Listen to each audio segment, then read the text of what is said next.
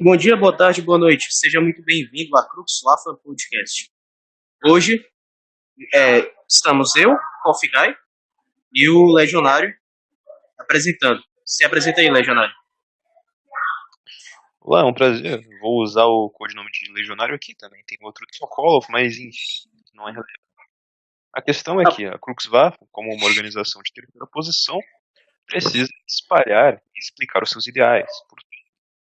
Eu acho que é bom a gente dar uma introdução do que seria a terceira posição no geral, de uma forma que isso aqui não caia, claro. e vai ser difícil fazer sem que tenhamos esse problema. Então, em primeiro lugar, é importante destacar que existem muitos pensamentos divergentes e que têm princípios diferentes dentro da terceira posição, mas que, claro, eles estão orientados contra inimigos comuns e partindo de pressupostos comuns.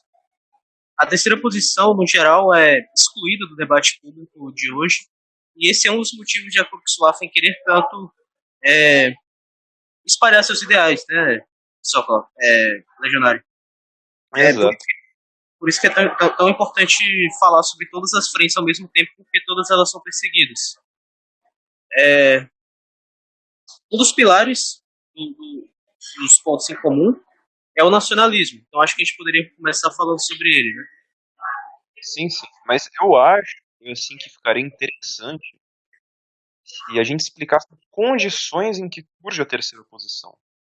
A gente dá aqui um exemplo caótico, que é os exemplos pode ser tanto no dia de hoje como exemplos reais, como o da Itália, e depois explicar como que a terceira posição sugeriu uma solução para isso. E aí eu acho que você poderia discutir muito bem sobre isso, principalmente a respeito da Itália. A Itália é um excelente exemplo do que você está falando, mas exemplos não faltam. É, Tanto a Itália quanto a Alemanha, em certa medida, como a Romênia também, podem exemplificar muito bem o que a gente está falando. Mas tomando a Itália como exemplo, a nossa história surge no pós-Primeira Guerra.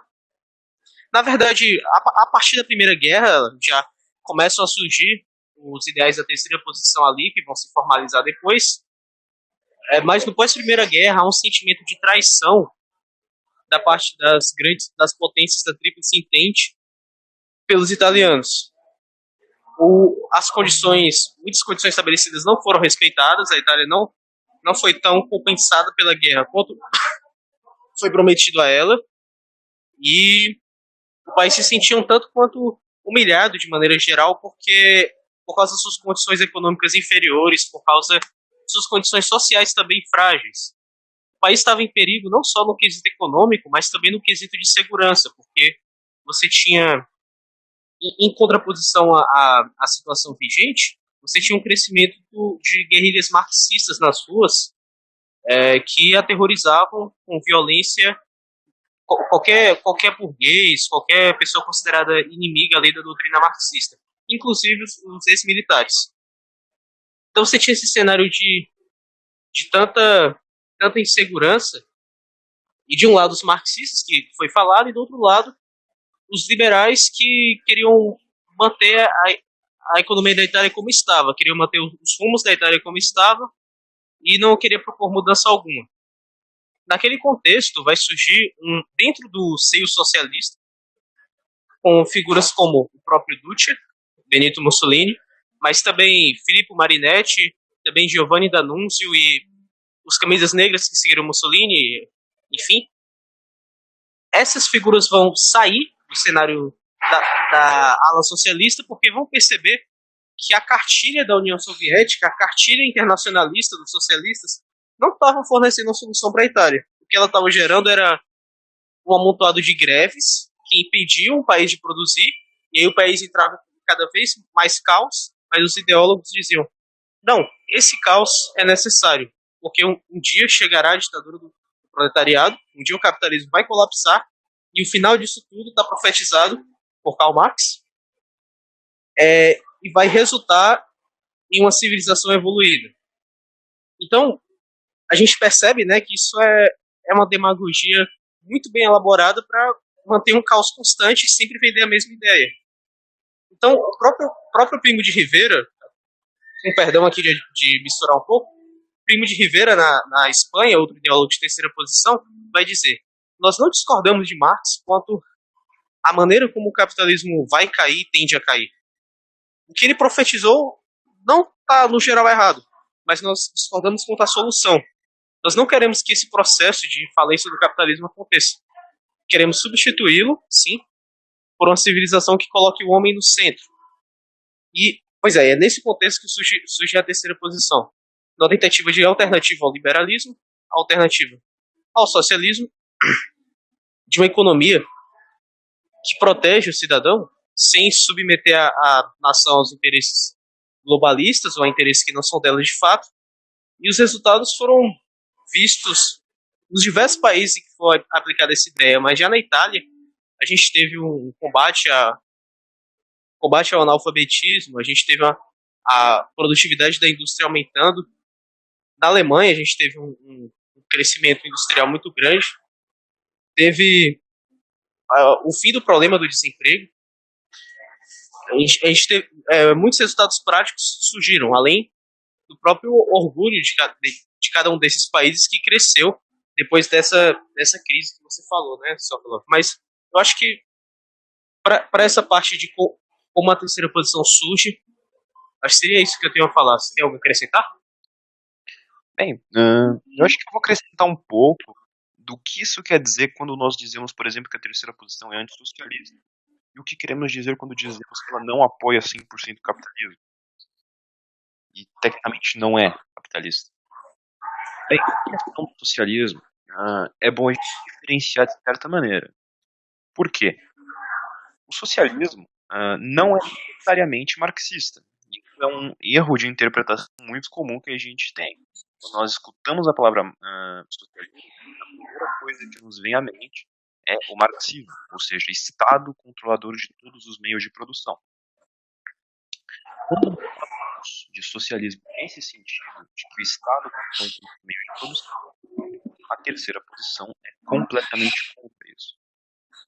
Agora, quando nós falamos socialismo num quesito social, ou seja, de direitos trabalhistas básicos, nisso a terceira posição não é contra. Só que, obviamente, o correto é dizer que a ideologia é antissocialista, porque o socialismo hoje em dia já tem esse significado completamente marxista. Tanto que um certo alguém cujo nome não pode ser dito, em um certo livro chamado Minha Luta, se não me engano foi nesse livro, ele disse claramente, o socialismo foi corrompido pelo marxismo e já não existem praticamente outras vertentes. A gente pega os antigos socialistas, os iniciais, contra a existência da propriedade privada. Eles apenas queriam propor algumas ideias. Agora, em relação ao anticapitalismo, precisamos entender uma coisa. O que a gente pode definir por capitalismo? Primeiro, vamos usar a definição marxista de capitalismo. Marx ele definia o capitalismo como os meios de produção na mão dos capitalistas. A gente não pode afirmar que na terceira posição isso acontece, porque por mais que você tenha empresários com os meios de produção, eles não são os completos donos. O Estado pode decidir a maneira como esses recursos vão para a mão do povo. Ele não está totalmente na mão do Estado, nem está totalmente nas mãos privadas. Ou seja, existe um meio termo. Ou seja, afirmar que é um método de capitalismo. Da mesma maneira, se a gente olhar pela perspectiva liberal, porque os liberais consideram por capitalismo? Eles consideram por capitalismo o livre mercado absoluto. Toda existência de livre mercado e tudo aquilo que contesta isso, ou alguma regulação, gostam de chamar de socialismo. Nesse quesito, na visão liberal, no caso da escola austríaca, a terceira posição é com certeza de capitalista, nesse sentido, porque ela não permite um mercado completamente livre. Ela pode permitir certos graus de livre mercado, mas não de capitalismo. O Estado sempre vai ter um. Você não pode vender tudo de coisa. Tem que atender um bem comum, mas claro, sem prejudicar aquele que vende, como nós vamos explicar futuramente. Como funciona o empresarial nessa iniciativa. Pois bem, Nesse sentido, então, pelo que você falou, fica claro que nós defendemos um mercado regulado. E não só pouco regulado, mas nós defendemos que os interesses privados sejam conciliados com o interesse nacional por meio de uma regulação estatal. E nesse sentido, é claro que vamos defender direitos trabalhistas e afins. Então, eu acho que pode ser muito natural que alguma pessoa de um viés mais liberal, né, veja isso aqui e pense que não há diferença entre a nossa proposta e a proposta da União Europeia da vida de hoje, que, que é de dar um monte de assistência à população, dar bolsa para imigrantes, sei lá, bolsa para desfavorecidos, e que o nosso modelo é muito parecido. E sobre isso, eu queria fazer algumas ressalvas aqui e ver se você tem alguma coisa para retificar, né? Claro, claro. Que a nossa ideologia, primeiro, desde o princípio, ela é espiritual, enquanto o marxismo e a liberal-democracia são materialistas.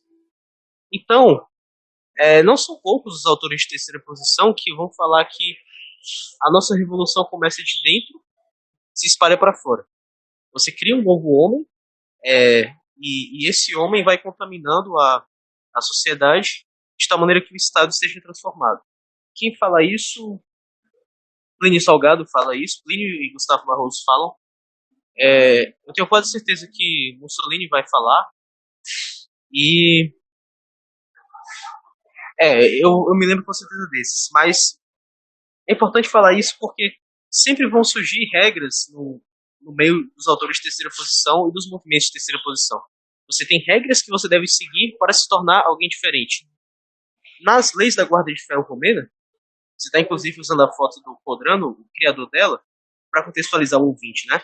A Guarda de Ferro Romena foi um movimento de terceira posição nacionalista da Romênia, que surgiu primeiramente em oposição ao projeto de domínio soviético sobre a Romênia, mas também contra a influência estrangeira exagerada sobre o país. O país estava sob uma colonização de banqueiros e sob a influência soviética muito grande, e o espírito nacionalista foi revivido por essa legião comandada por um homem chamado Cornélio Codrano. Dito isso, funcionava como uma milícia com muitos princípios rígidos, e desses princípios destacam-se as 6 leis da Guarda de Ferro Romena.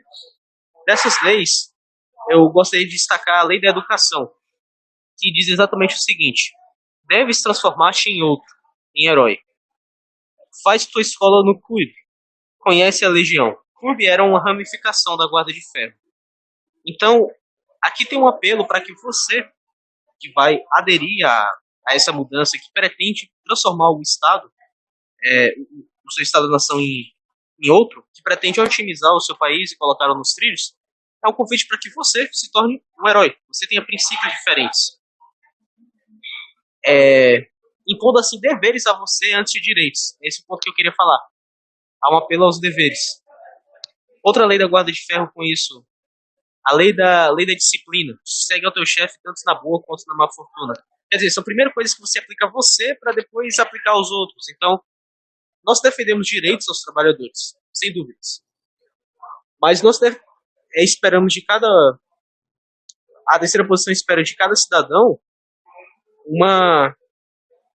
um certo grau de virtude para que ele seja merecedor de sua cidadania, ele seja merecedor de ser parte daquele Estado, daquele país, perdão. E é a tutoria do Estado que ajuda o cidadão a alcançar esse grau evoluído, por assim dizer. Essa noção vai dialogar com o conceito de cidadão de Esparta, por exemplo, né?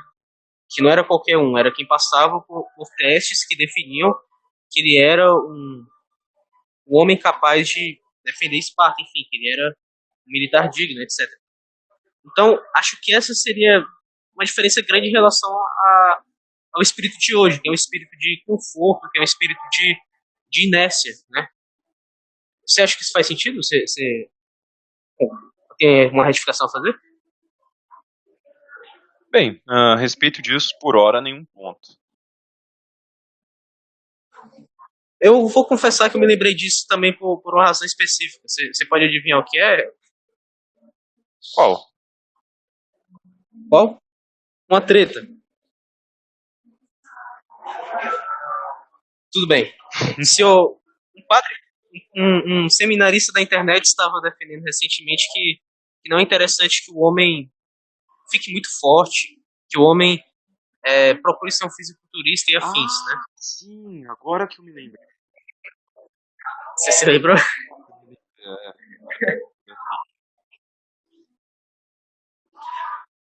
O fascismo e a terceira posição em geral vão divergir completamente disso, porque é de interesse do Estado fascista fazer com que o cidadão procure explorar o seu potencial ao máximo e ser forte por si só.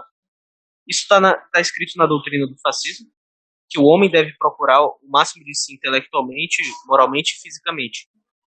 Mas parte da argumentação desse jovem era que hoje o cidadão quer ficar forte por aparência e para seduzir mais facilmente mulheres, etc. Isso seria condenável. Isso se enquadra no que os integralistas chamam de espírito burguês.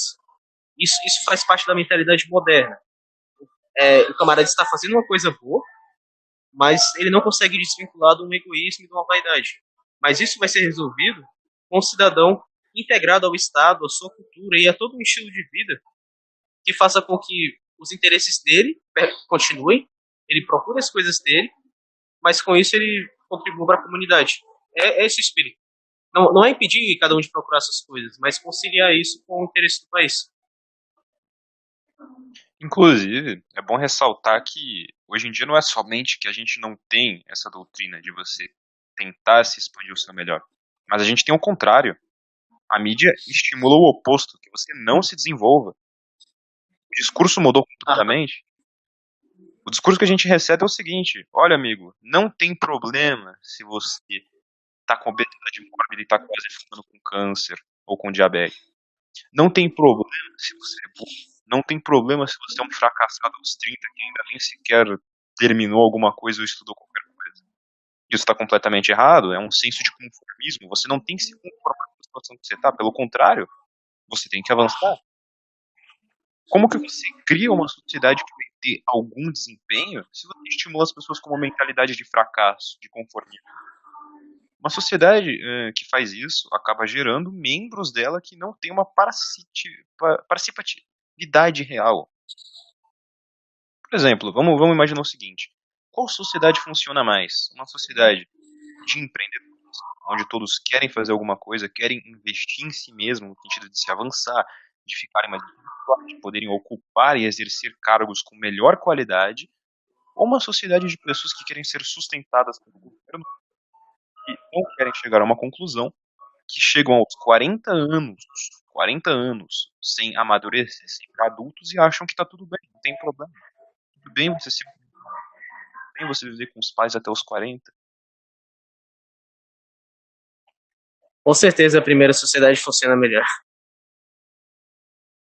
Inclusive, a primeira sociedade é mais feliz. É bom ressaltar isso também. Nos tempos modernos, a taxa de suicídio, assim como a taxa de pessoas que desenvolvem problemas mentais, é muito grande, justamente por causa dessa moleza. É difícil pensar que, diante de tudo que você falou, esse fenômeno seja acidental. Quer dizer, tem um aspecto próprio do mercado em si, que torna as pessoas mais confortáveis, mas também é claro que existe algum interesse de elites em fazer com que as pessoas fiquem mais confortáveis, empreendam menos e cada país tenha menos desse elemento de força, que as pessoas fiquem inertes e o país não funcione. Eu acho isso bem razoável, na verdade. Sim, além de que é conveniente também. Eles criaram um novo homem, só que não no bom sentido. Porque no caso, o fascismo, a terceira posição, ela tem a ideia de criar um novo homem, mas para um bom sentido.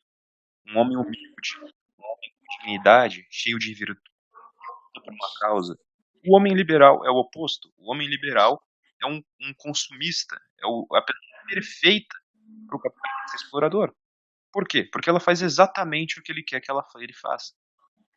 que ele consuma. Essa é a função dele na sociedade, e mais nenhuma. É a massa de manobra Muito bem. perfeita. E, e- aí entra num ponto interessante. Nós, o próprio nome já faz menção a isso, né? Terceira posição. Nós estamos no meio de uma polarização que não representa o nosso ideal, enfim, o ideal de muitos brasileiros. Estamos numa polarização entre o bolchevismo marxista, com influências aí da New Left, enfim, e o capitalismo liberal. Acontece que, pelo que você está falando e pelo que a gente está discutindo, a propaganda da esquerda liberal favorece o mercado em certo sentido. O que eu quero dizer? A lacração ajuda a vender certos produtos. Se você tiver uma população que tende a formar menos famílias, que tende a ter laços familiares mais desagregados, isso é uma geração que tem menos filhos, tem mais dinheiro para gastar com coisas para si próprio. Você cria produtos baseados nas necessidades da hora. Você vende a ideia do veganismo e consegue vender produtos mais caros a partir da exposição veganos.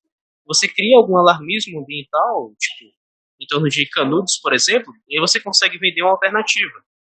Enfim, toda essa pauta que era para ser revolucionária da esquerda, você vê que está servindo ao sistema vigente. Então, não é como se a gente, não é como se nós fôssemos mais próximos do capitalismo do que essa esquerda. Na prática, ela está servindo ao modelo capitalista. Agora, já que a gente entrou nesse... Ah, desculpa, fala. Não, eu ia comentar que se a gente juntar as banalidades em que as pessoas investem capital, daria bilhões. Nas bilhões, é uma quantidade absurda de dinheiro. Você junta todos os veganos que compram ovo vegano, imagina se isso fosse investido em algo útil.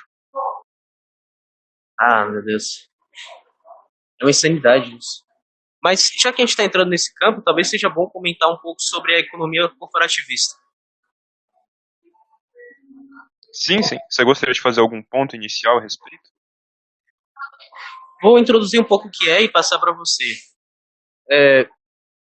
Então, ouvinte, né? A proposta econômica da terceira posição, primeiro é bom ressaltar que vai ter algumas variações dependendo do que nós estamos falando. Existe dentro do meio nacional sindicalismo, existe o fascismo italiano, que é o principal símbolo, e existe o integralismo, que vão beber de fontes parecidas, mas que vão ter divergências. Mas os princípios gerais são os seguintes. Em primeiro lugar, rejeita-se a noção de Estado como proprietário de todos os meios de produção, troca e distribuição. Não. Aceita-se que a iniciativa privada, para muitos fins, é até mais eficaz do que a ação direta do Estado, do empreendedorismo estatal, né?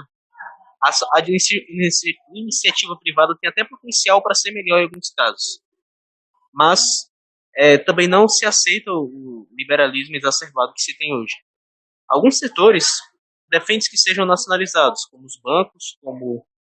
Aí vai variar um pouco, né? Gustavo Barroso chega a defender que alguns alimentos fossem distribuídos pelo Estado. O setor de energia também precisa de estatais fortes. Mas isso também pode variar um pouco em relação à época. E outro ponto interessante. O setor privado passa a ser regulado pela estrutura das corporações, que são o quê? Quando eu explico o que é natural que a pessoa diga isso é um sindicato, entendi. Mas não é simples assim. Então, o sindicato já está muito politizado. O sindicato é uma reunião de operários que os partidos de esquerda usam na prática, né? Na prática, é uma reunião que os partidos de esquerda usam para fazer greves e impedir o país de andar. Na prática é isso. Você tem greve de professores, não resolve nada, gera um palanque político e um deputado eleito. A ideia da corporação é unir as pessoas de uma certa classe, e essa classe pode ser uma profissão ou pode ser outro grupo da sociedade. Tipo, Oswald Mosley, na Inglaterra, falava na corporação das mulheres casadas. E certo, essa corporação vai definir o líder dela, seja por eleição ou por outro critério, isso vai variar também com o tipo de nacionalismo. E esse líder de corporação vai numa assembleia expor as necessidades da classe dele. Essas assembleias também servem para, num cenário de discussão, dar ideias ao chefe nacional, que vai escolher como ele vai regular cada setor produtivo. Então, se o país estiver precisando muito de automóveis, a indústria de automóveis será favorecida. Mas se ele estiver produzindo demais algum produto, aí o Estado vai fazer o julgamento de se aquele produto é uma prioridade para o país ou não e vai decidir como ele vai regular o mercado de acordo com as necessidades do país.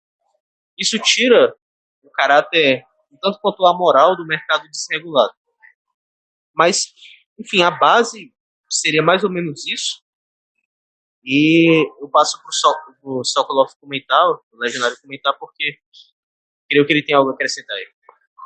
Bem, quando nós escutamos falar nessas regulações todas de que o Estado vai controlar a quantidade a ser produzido, vai controlar a respeito de como vai ser, quais vão ser as prioridades, nós que lemos escola austríaca entraríamos em pânico para pensar, não, isso é loucura, vocês vão destruir a nação.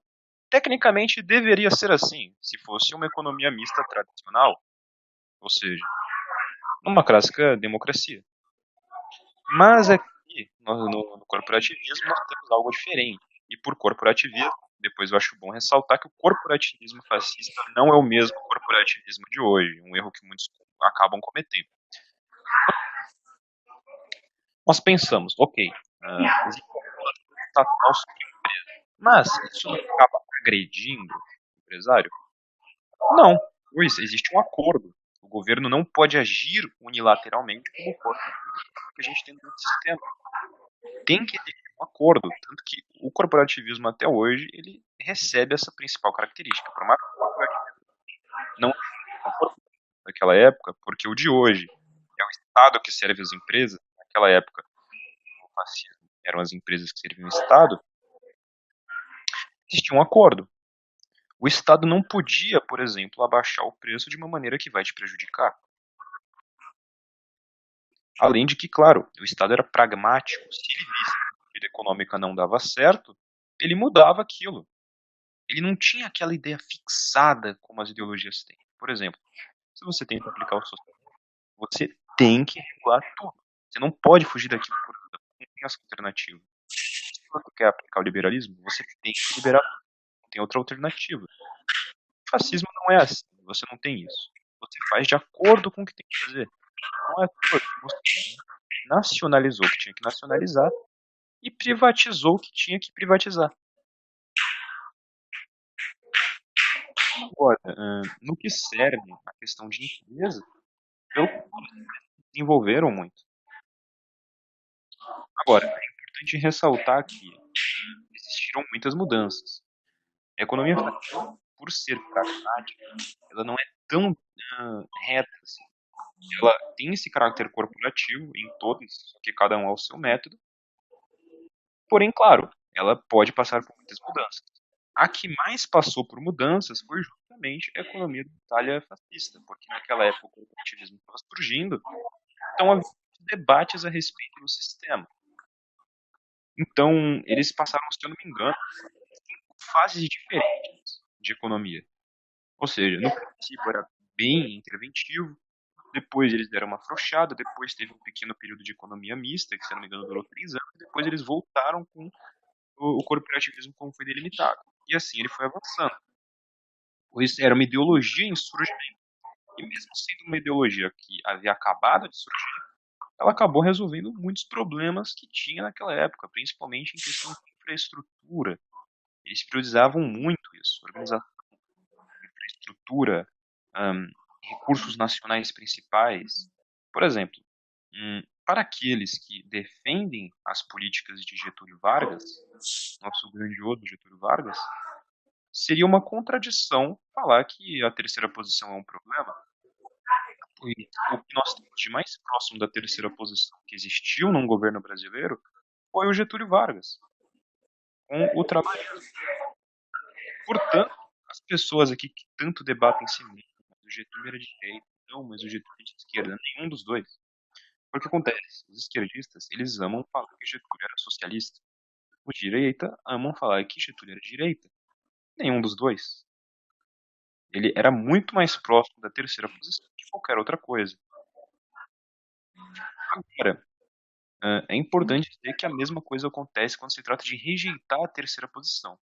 Os liberais amam falar que a posição é socialista, enquanto os socialistas amam falar que a terceira posição é da extrema-direita. O que explicaremos mais tarde, porque é completamente incoerente isso. Mas enfim, deixo agora para o Koff ver se tem alguma finalização a dar a respeito da economia. Sobre a economia, eu acho que está bem completo o que a gente falou.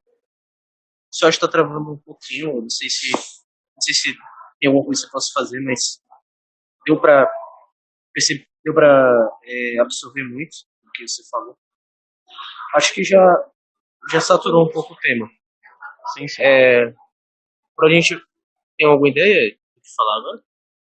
Eu acho que é legal a gente desmentir alguns mitos muito comuns, por exemplo, aquelas dúvidas, sabe, que as pessoas têm sobre essa ideologia. Por exemplo, é de extrema direita, falado por gente que é própria dessa ideologia.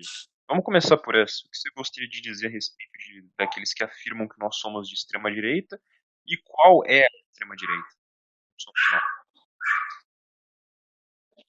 Caraca, Profundo. boa pergunta, francamente. Principalmente a segunda parte. Mas, muito bem. Então, essa classificação é interessante porque não tanto quanto primitiva. Eu vou confessar, Sokolov, que eu até acho menos ruim do que os que dizem que são de extrema esquerda. Eu até acho. Mas ela é igualmente falha, em certo sentido, porque é, essa vai ser uma definição que necessariamente está centrada na esquerda. O que você pode definir como elemento de esquerda? Se você pegar desde pelo menos o que? Desde até mesmo a Revolução Francesa. Você vai pegar o valor de igualdade e um valor de igualdade, de democratização das ideias, etc. Você vai tomar valores que pressupõem que um operário possa guiar um país tanto quanto um cara que estudou ciências políticas em Harvard, sei lá. Como se significasse muita coisa, mas, enfim, tanto quanto um intelectual. E o que é absurdo, né? É até uma coisa que o A.K. Chesterton vai falar na Inglaterra. Que o fascismo não parte desse absurdo da democracia quando é levado ao seu extremo, que é achar que essas coisas são possíveis. Mas a esquerda, em certa medida, sempre tende nesse sentido. Você já tinha isso ali no socialismo marxista original, seria aquela esquerda autoritária, né, que se chama hoje, e continua tendo isso na New Left em outro sentido, agora com foco mais em gênero, em raça, etc. A ideia de dar oportunidades iguais às pessoas, de não permitir que um cresça muito enquanto o outro está mal, é até um princípio que faz sentido em alguns pontos, mas a esquerda vai levar ao extremo. E eu estou falando isso porque a definição que coloca o fácil na extrema-direita, ela parte desse pressuposto. Porque o que vai se opor a essa ideia de igualitarismo forçado? Um ideal aristocrático. Um ideal que acredite que algumas pessoas estão destinadas a carregar o mundo nas suas costas. Esses são os líderes naturais. Que algumas pessoas estão destinadas a, sei lá, a papel de fazer parte dos empresários, a empreender no sentido de ser um mercador, etc. Vai ter pessoas destinadas a trabalho de um soldado, de um guardião, e cada um seguindo a sua vocação. Então esse ideal aristocrático vai divergir do ideal de esquerda. Esse é o primeiro. O segundo é simplesmente o liberal, porque é só pelo curso natural do mercado haverá desigualdade. Manifesta pela natureza mesma dos seres humanos. Então, esses dois pontos de vista, os dois são jogados na direita, o que se opõe àquele princípio de igualdade que eu falei. E esse princípio é bom lembrar que tem muita gente que critica a New Left dizendo Marx nunca apoiaria isso, né? Che Guevara que é verdade, Che Guevara era homofóbico, vocês estão se distanciando da velha esquerda. Isso é verdade em certo sentido, mas no próprio livro que eu estou traduzindo no momento, terminando, do J.K. Chesterton, ele vai falar que essa incoerência já existia naquela época. Você tinha duas alas lá na Inglaterra, dos comunistas e as dos chamados social-democratas. Social-democratas concordavam com a política econômica dos comunistas, mas eles queriam manter uma democracia e eles tinham esse mesmo discurso de, ele vai citar lá, direitos humanos, de favorecimento das minorias, etc, etc. Porque a base do justamente por essa base do discurso de o valor da igualdade sendo supervalorizado. Agora, e essa definição, e por isso eu digo que essa definição é primitiva. Então, como a gente poderia consertá-la para não abolir de vez o sentido de direita e esquerda? Ora, esquerda. Opa, tudo certo? Aqui tivemos uma leve caída, mas vamos prosseguir da parte onde parou como se não tivesse acontecido nada. Sim, sim. Mas eu tava. Assim, eu tava falando. O que a gente pode então fazer para não abolir de vez o conceito de esquerda e direita? Coloque no patamar de esquerda essa ideia de igualdade como um valor prioritário, essa ideia de extinguir hierarquia, classes, etc., de deixar as pessoas no mesmo patamar. É claro que vai ter graus de radicalismo, né? Graus diferentes. E define como direita o conservadorismo inglês, que seria chulamente falar de liberal conservadorismo, mas que seria um certo apelo às tradições, ainda com um viés um pouquinho democrático, anti-revolução. Você pode definir isso como direito, vai ter espaço para os mais liberais, para os paleoconservadores ali. E a nossa doutrina é totalmente diferente dessas duas, porque ela se opõe a essa ideia de igualdade forçada, como eu falei, mas não pelo mero liberalismo, sim porque nós acreditamos que é natural dos homens exercerem papéis diferentes e que no estado corporativo eles terão atribuições diferentes e ainda assim estarão unidos e não em luta de classes, por estarem todos integrados à mesma identidade nacional. E por fim, a tua última pergunta, que seria a extrema direita, então, né? Sinceramente, Isso. é, sinceramente acho difícil dizer. Acho que seria, se estendesse ao máximo a baladeira, seria um tradicionalismo que não tolerasse qualquer tipo de mudança, por assim dizer, se você fosse andar pelo conservadorismo rigoroso, né? Seria. Eu apostaria em algo assim. Porque libertarianismo também você teria uma quebra de. Uma quebra de. Então, uma quebra de continuidade com a direita conservadora. Então, enfim, eu não sei. Não sei o que eu sugeriria. E você tem algo a comentar? Sobre isso, até é difícil classificar uma coisa como esquerda e direita. Se a gente for realista, por que eu digo realista? Porque se a gente definir só um caractere, aí dá para decidir. Agora, se a gente definir todos, não tem como tecnicamente definir nenhuma ideologia. Por exemplo, você pega o anarcocapitalismo, você pega a ideologia econômica deles, 100% de direita ao extremo. Você pega a ideologia social, aquilo é a esquerda completa e absoluta em todos os sentidos. Sim.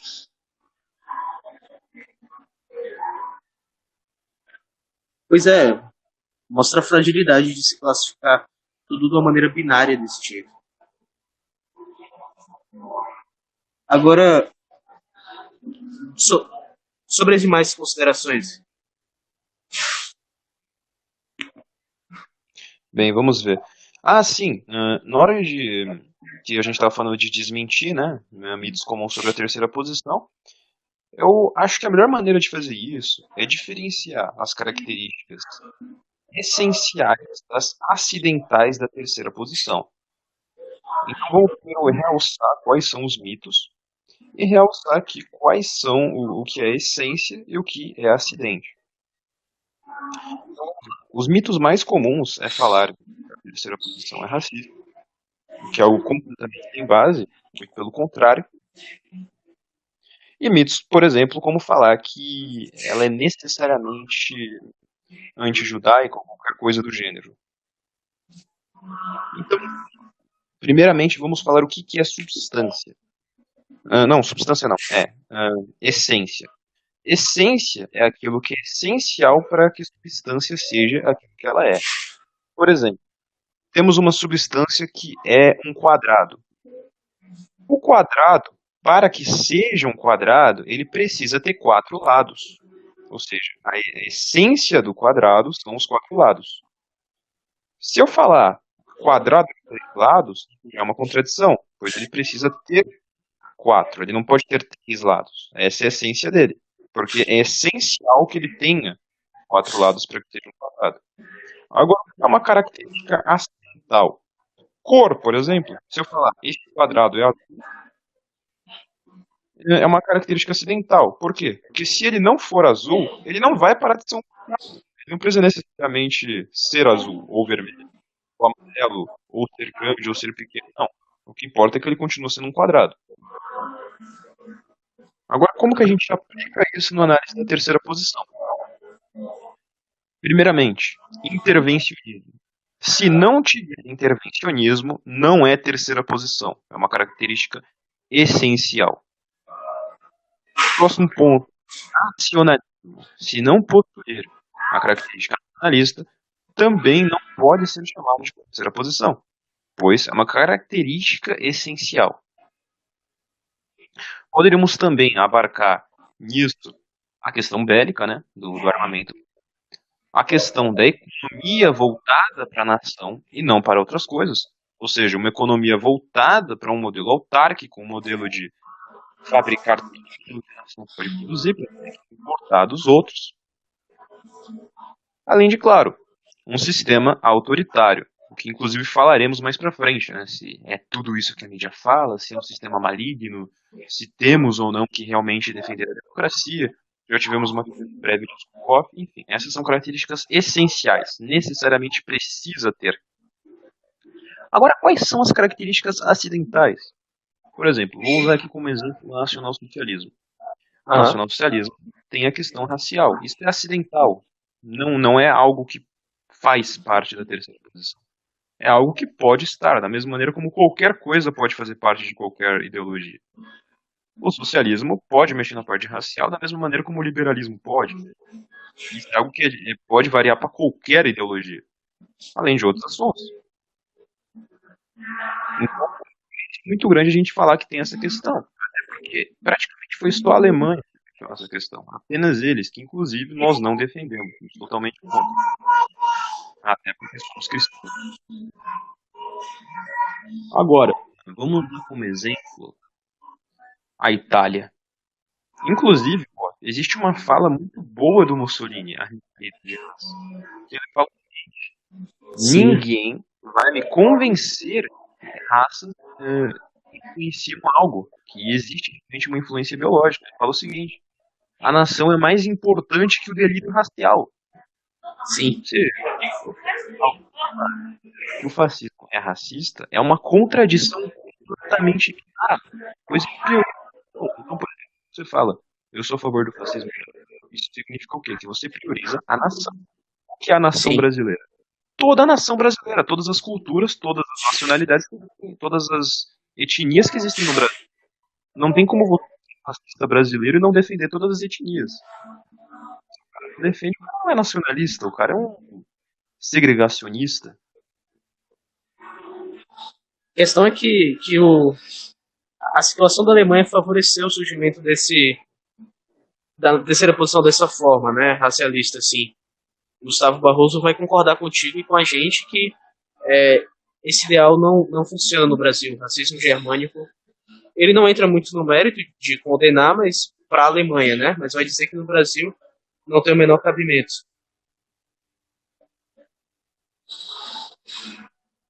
E, De fato. assim, outra consideração? Como? Você ia dizendo outra coisa? Bem, eu quero dizer que é um assunto complicado de se tocar, porque isso afeta muito o imaginário popular. Porque as pessoas sempre imaginam uma coisa da ideologia de terceira posição e ao escutar isso, é um choque, que elas imaginam como uma condensação de tudo que existe de ruim na sociedade. Quando na verdade ela prega a união. Essa união pode se manifestar de várias maneiras. Se a terceira posição for aplicada na língua, não vai ser igual, por exemplo, na Itália. Se ela for aplicada no Brasil, ela não vai ser igual na Alemanha. Se ela for aplicada no país muçulmano, ela não vai ser que nem nos demais.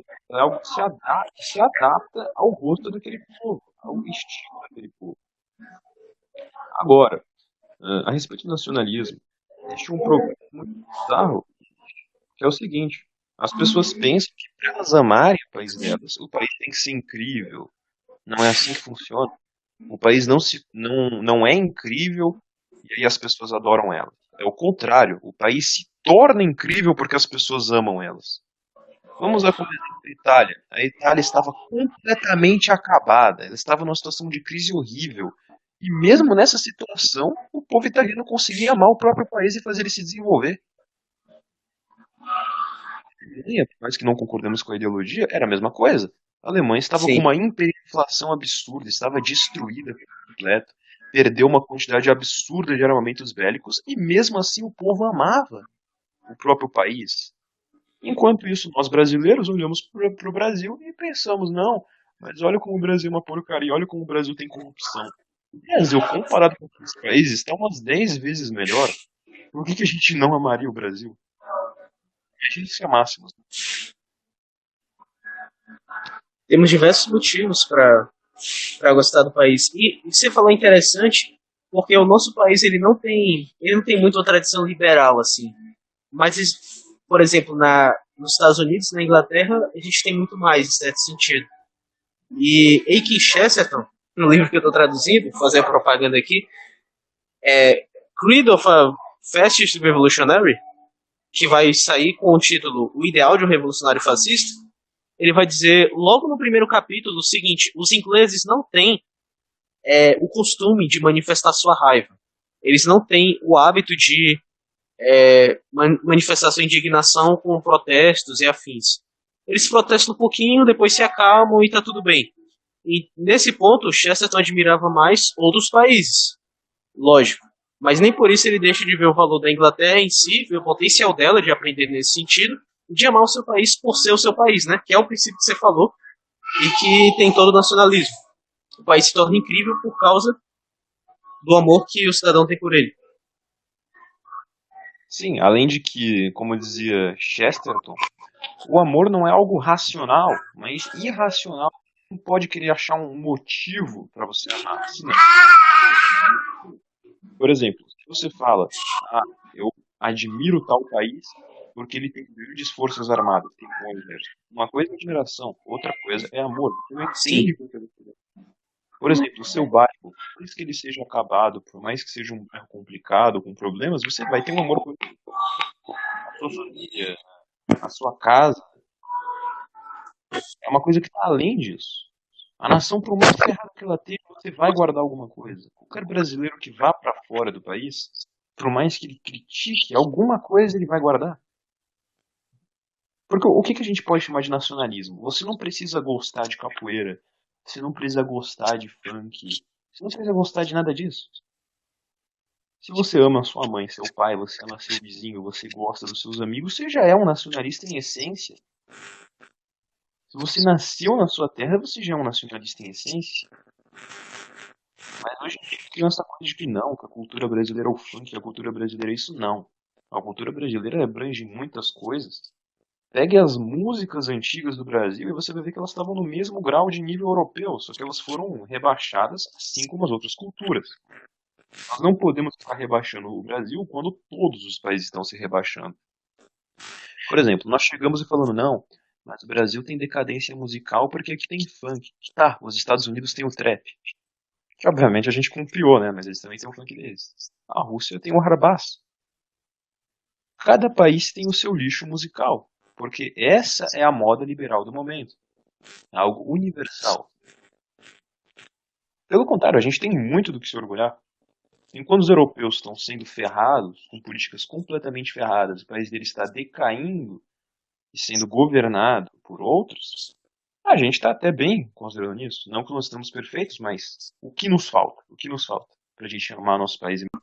Bom, Acho que a gente já falou pontos suficientes por hora, e é bom a gente ir falando a questão que mais faz a cabeça das pessoas coçar, que é a questão da democracia. De caramba, como que pode defender um sistema de democracia? E agora a gente vai tocar nesse ponto.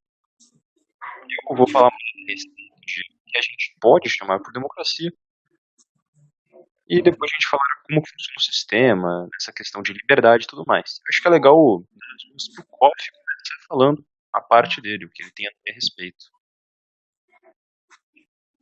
Muito bem, muito bem. Tá muito alto agora? Não, agora tá perfeito, perfeito. Tá bom. Então, primeiramente é bom deixar claro que a palavra democracia vai assumir sentidos um pouco diferentes em lugares diferentes, apesar de uma ideia geral ser mais ou menos a mesma.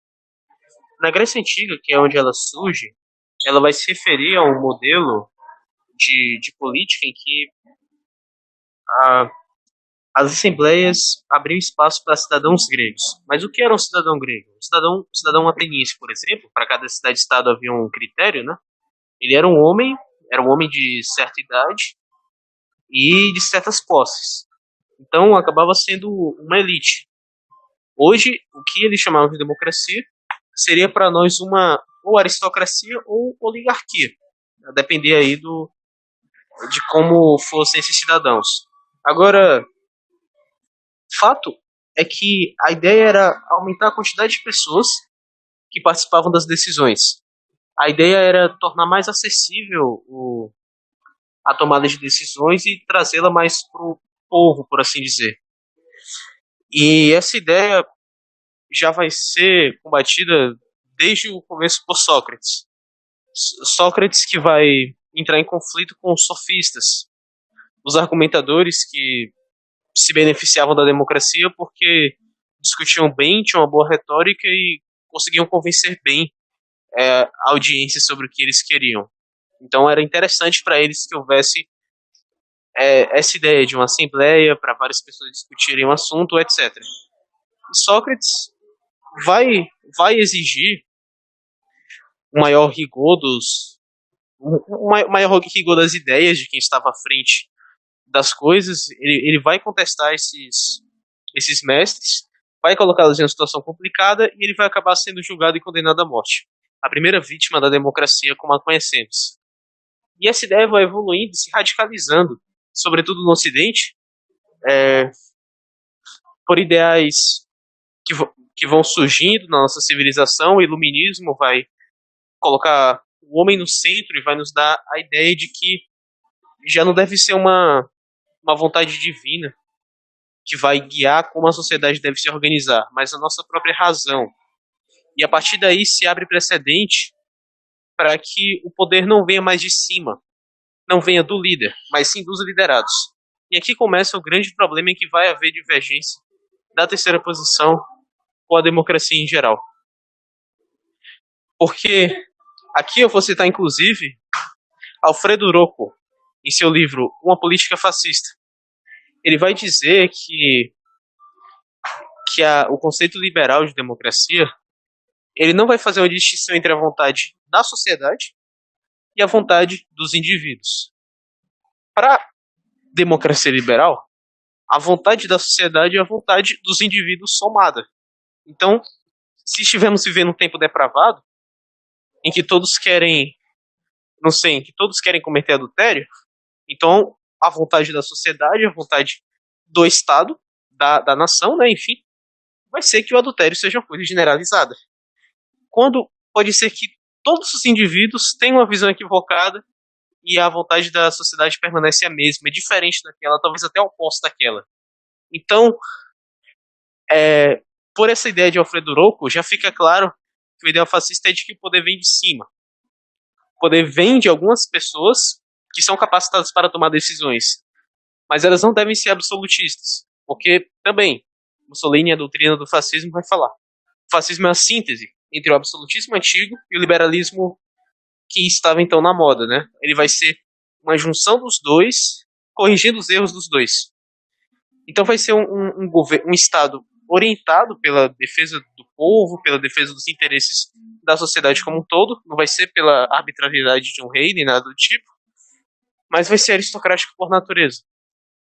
Porque, como o próprio Dutti fala, é apenas um povo fraco e insignificante pode ser democrático. Um povo forte e heróico tende para a aristocracia.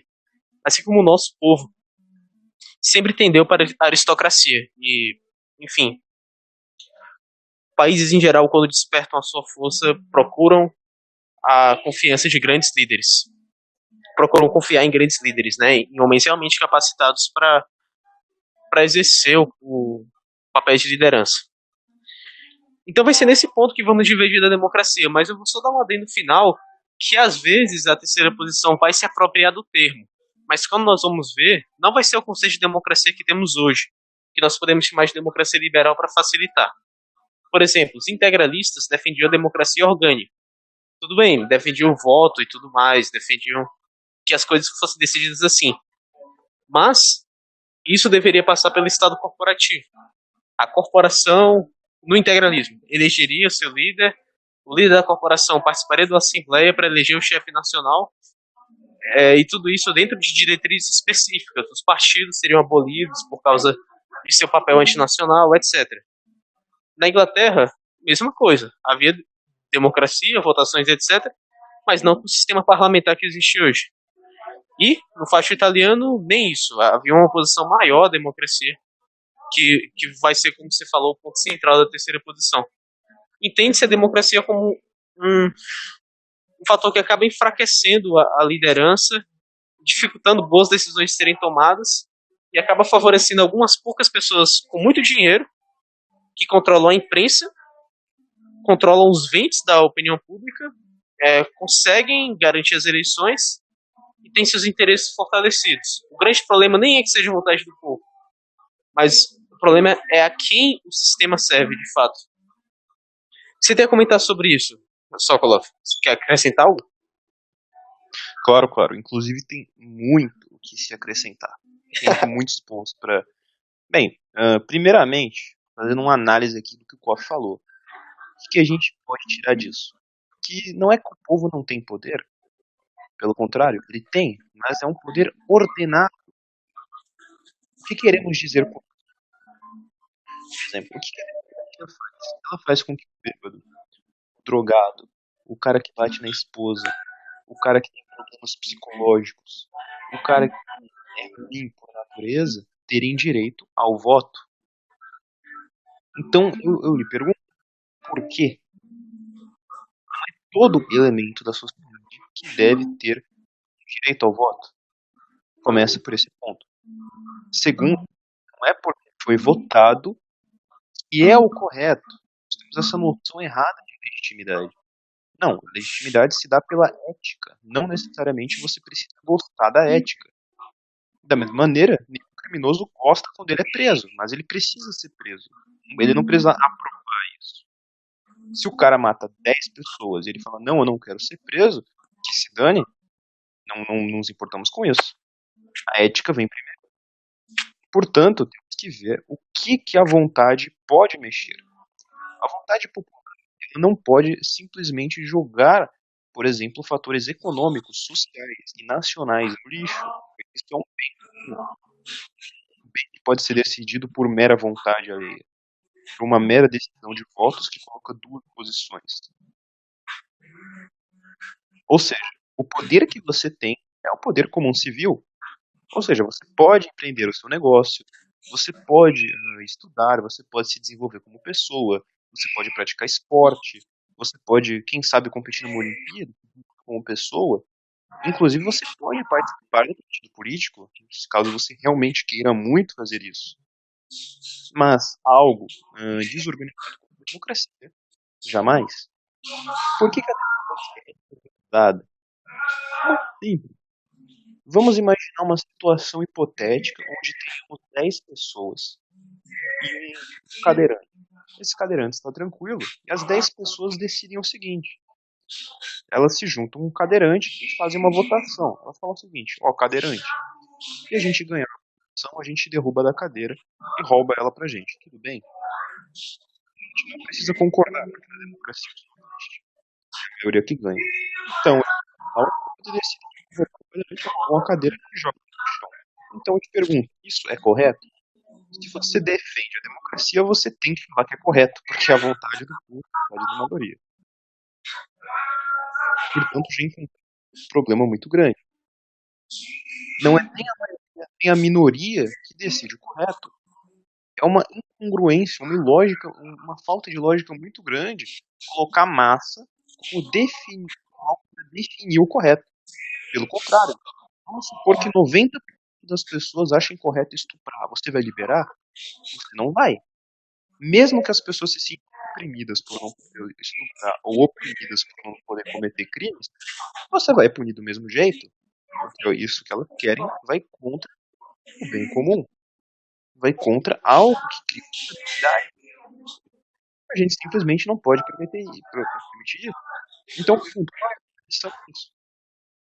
Lembrando, nós não defendemos, defendemos a terceira posição.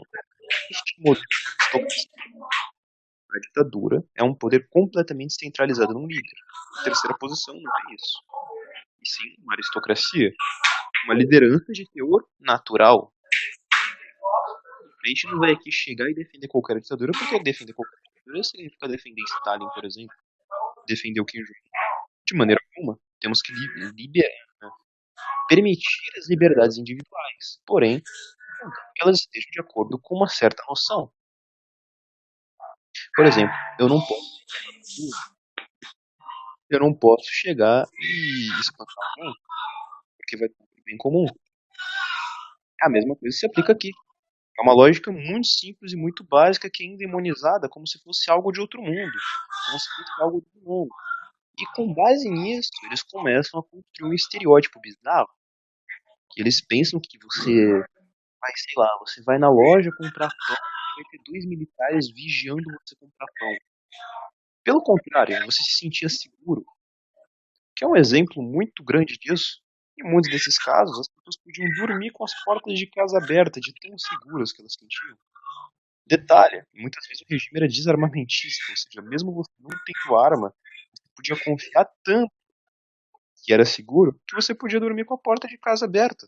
Por quê? Porque quem que é louco de desafiar o governo e cometer um crime? Quem vai ser psicopata e vai ter coragem de matar alguém ou roubar alguém sabendo que o Estado vai punir ele da devida maneira? Isso não existe, porque na democracia o criminoso tem voz, o monstro tem voz. Eles falam em direitos humanos, mas direitos humanos são para humanos, não para monstros que matam pessoas. Então, eu faço essa pergunta para o ouvinte. Realmente o que devemos defender é a democracia?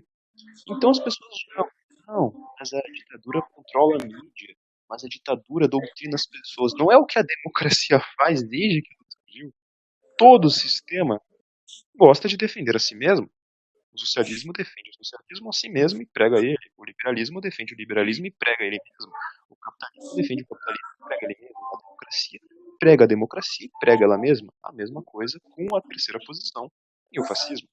Então eu pergunto, qual é a diferença? Nós não somos ensinados desde criança que devemos defender a democracia a todo custo? Se você falar abertamente que é contra a democracia, você não vai ser julgado de uma maneira bruta, ou talvez até agredido por causa disso, talvez até preso? Não existe uma diferença. A diferença aqui é uma diferença de valores, não de modo de se tratar. Em todo lugar na mídia é defendido que a democracia é o bem absoluto a ser defendido e você não pode fugir disso. Ou é esquerda, ou é direita, ou é centro. E sempre dentro democrático. Além de que a democracia ela é muito ampla em significados. A democracia em si é poder do povo. Agora, como que esse poder do povo vai funcionar? Pode variar de várias maneiras. Agora, claro, tem que ter o fator povo. E no fascismo, o povo tem poder, principalmente poder de liberdade, poder de agir, poder de servir a nação. Então, você pode me perguntar, e se eu não quiser servir a nação? E se eu não quiser servir esse sistema? O que significaria não servir o sistema? Não servir o sistema seria você quebrar as regras dele. Porque se você segue a virtude, tecnicamente está servindo a nação, da sua maneira, com os seus princípios, com as suas coisas. Claro, a gente sempre tem que respeitar o bem comum. Por exemplo, se eu vou para um país muçulmano, por mais que eu seja cristão e eu não concorde, eu não posso causar escândalo lá. Eu tenho que servir o bem comum. Eu tenho que agir de uma maneira que não vá prejudicar as pessoas de lá. É a mesma coisa em um sistema coletivo. Se nós realmente queremos falar aqui em democracia, temos que falar de uma maneira de como vamos respeitar as pessoas. Então a democracia em si não é necessariamente uma boa democracia, mas uma democracia. Até a democracia grega era superior nesse sentido em alguns aspectos, porque nela você votar.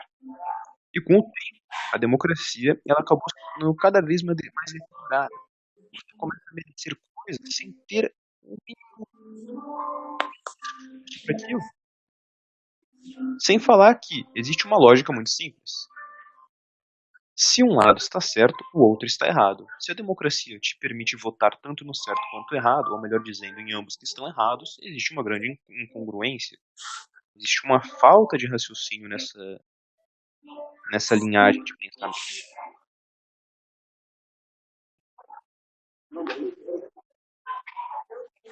Muito bem. Koff, gostaria de dar algum ponto? Não, acho que a gente já aceitou muito bem a questão da democracia e seus erros, sobretudo nesse modelo liberal atual.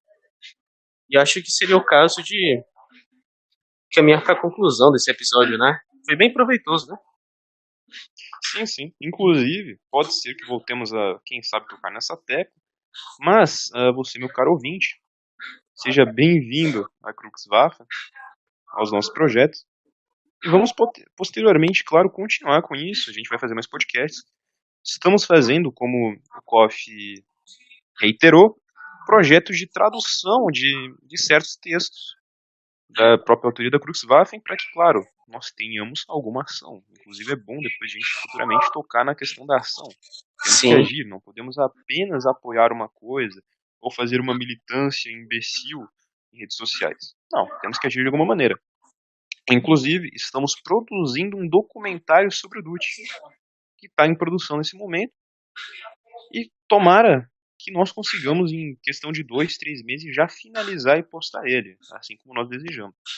Mas tirando isso, temos vários projetos.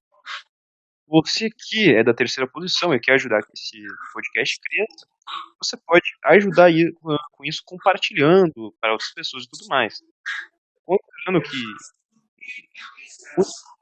de ter posições estão acabando, estão cada vez ficando mais fracos, nós precisamos vencer. Principalmente é importante que nós tenhamos de volta o espírito de combate, pois a terceira posição está muito decadente. Temos que ser críticos e precisamos consertar defeitos da terceira posição. Então, eu me despeço de vocês e deixo pro Koff das últimas É isso aí, agradeço a presença aqui, né? O trabalho conjunto aí com o Sokolov. Reitero aí os avisos que ele deu sobre o documentário. Digo que a produção até o momento está muito boa. A nossa intenção é tanto fazer, claro, um trabalho para honrar o grande líder que foi o Duce, Benito Mussolini, tanto para o país dele quanto para o legado que deixou para os nacionalistas do mundo todo. Mas além desse projeto de propaganda, também é uma questão boa para a educação em si. Estamos compartilhando conhecimento histórico que não é fácil de se ter, que muita gente não tem interesse que você tenha. Então, o conteúdo que está sendo produzido aqui, eu acho que é interessante você, ouvinte, né, que quer ajudar, compartilhar com aquele seu amigo curioso, que gosta de história, porque apesar da gente ter um lado aqui, isso aqui é bom qualquer um ouvir, é bom qualquer um saber para conhecer a história melhor, né? Fora isso, vou me despedindo também. Até a próxima e acompanhem que sairão mais novidades da Cruxwaffen. Melhorar ele. Absolutamente nada. A gente não tem uma desculpa para dar.